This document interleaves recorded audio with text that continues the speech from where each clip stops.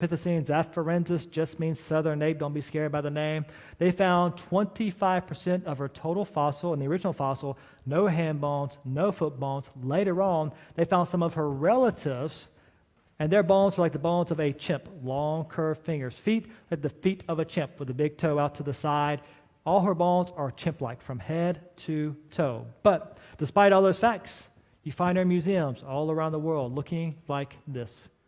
Human-like feet, extra hairy, I'll give you that, but human-like feet, human-like hands, staring into the distance like, where am I going? All right, I don't know, but anyway, you see that. We'll come back to Lucy in a moment. Or Ardipithecus ramidus, one of my favorites, because look at that mess. It took them 15 years to sort out the mess. And then from that mess, they put together Artie. And Artie got her own Discovery Channel special. She was claimed to be an hominid, an ape man, a transition from apes to humans. And they showed her walking upright with some really fine computer animation, made it look really, really real. And of course, that's all based on their worldview. Or, how about this one? They found Nebraska Man. Who's heard of Nebraska Man? A couple of you have Nebraska Man. What did they find for Nebraska Man? Well, they found a tooth. It was a single tooth. It was a tooth, the whole tooth, and nothing but the tooth. Which is incredibly cheesy. I can't help to say it because it just rolls off the tongue. It's fun to say. But anyway,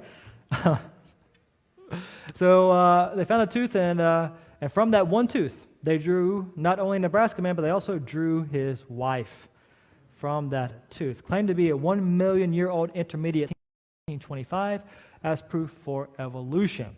They kept digging in the dirt. They found some more bones belonging to Nebraska Man. Turns out Nebraska Man was no man at all, but an extinct variation of pig. And that's the first time in history that a pig made a monkey of a man. Like a rim shot. Yeah, exactly. All right. Or Piltdown Man. Here's another good example of some bad science. Piltdown Man was jaw. Now, whoever found this stained both fossils around the same color, but not before.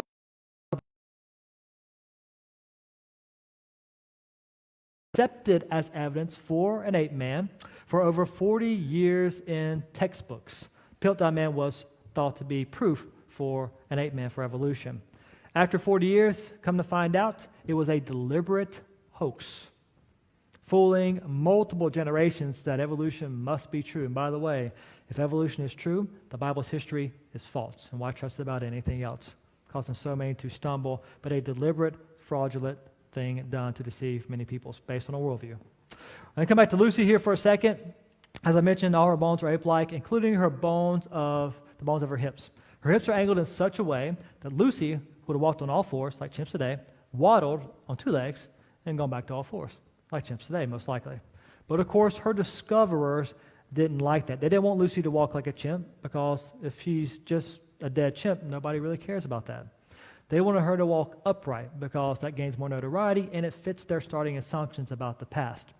So I want you to watch what a couple of guys did, only one is shown in the video, to make the evidence fit their preconceived ideas.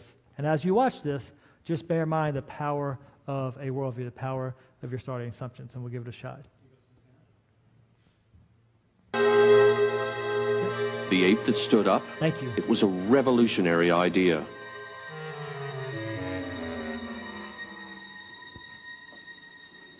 We needed Owen Lovejoy's expertise again, because the evidence wasn't quite adding up. The knee looked human, but the shape of her hip didn't. Superficially, her hip resembled a chimpanzee's, which meant that Lucy couldn't possibly have walked like a modern human. But Lovejoy noticed something odd about the way the bones had been fossilized. When I put the two parts of the pelvis together that we had, this part of the pelvis has pressed so hard and so completely into this one that it caused it to be broken into a series of individual pieces which were then fused together in later fossilization.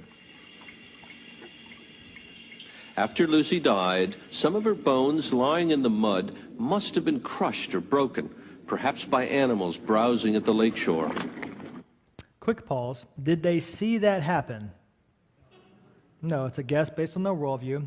And I will submit to you a bad guess because, again, to make a fossil, you got to bury something quickly, typically quickly, to protect it from scavenger decomposition. But they continue. This has caused the two bones, in fact, to fit together so well that they're in an anatomically impossible position. The perfect fit was an illusion that made Lucy's hip bones seem to flare out like a chimp's. Last interruption. Take note, the perfect fit was an illusion. Why? It does not fit their worldview. Now watch what they do to make it fit their worldview. But all was not lost.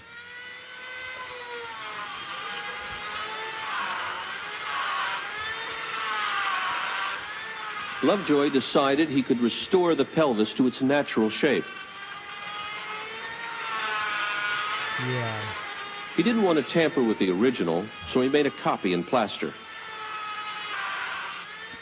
He cut the damaged pieces out and put them back together the way they were before Lucy died.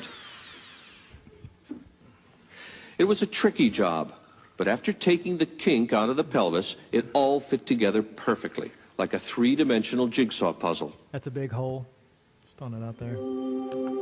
As a result, the angle of the hip looks nothing like a chimp's, but a lot like ours.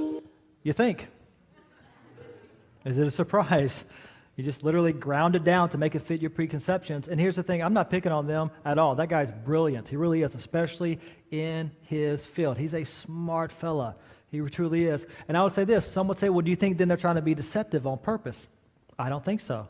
Here's what I think is taking place. Him and many others have rejected this history. It cannot be true. So they start with the only other assumption, which is man's word is the authority. Prominent idea today, evolution. Evolution must be true. So somehow every bit of evidence must be understood in light of this worldview. Wrong assumptions, wrong conclusions. This is not a head issue. It's a heart issue, and then it becomes a worldview issue as a result. And your worldview, it tells you how to interpret the evidence to make it fit your preconceived ideas, as we just saw. That's really what's going on here. And then moving on, if we don't come from 8 men and we all come from Adam and Eve, then questions like this